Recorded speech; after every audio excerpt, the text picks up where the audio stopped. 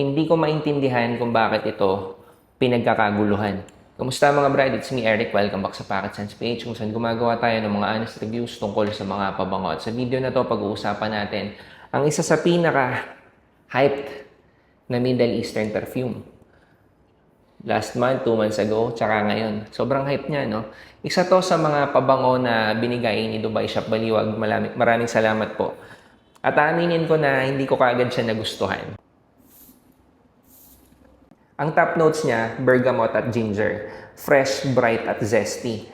Sa mid, merong grapefruit na para sa akin, a bit too acidic. Citrus heavy, parang maasim na juicy na citrus. After a few minutes, nagiging musky.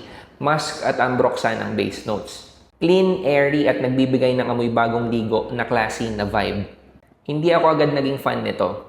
Nang ibabaw kasi sa akin yung amoy maasim na citrus. Na-appreciate ko lang siya nung binati ng wife ko. Nag-grocery kami, dumaan ako sa gilid niya, malapit lang yon. Tapos binati niya, amoy malinis, amoy bago. Na-realize ko, mas gusto ko yung amoy niya sa hangin kaysa yung inaamoy ko ng malapit sa balat. Tumatagal ng 6 to 7 hours sa skin, hindi ganun kalakas yung projection, pero nag-iiwan ng clean and classy na scent trail. Hindi siya nagsusumigaw, pero naiiwan yung amoy sa hangin. When and where to use? Pang anytime, pang office, pwede. Pang school, pwede. Pang casual, pwede. Pang date, pwede. Pang formal, pwede. Pang anytime. Tsaka bagay siya sa weather ng Pilipinas. Mukhang magugustuhan ng kahit anong edad. Pwede pang lalaki, pwede pang babae. Kung mahilig ka sa amoy malinis, amoy bagong ligo, subukan mo. Nasabi ko bang excellent alternative siya ng LV Symphony?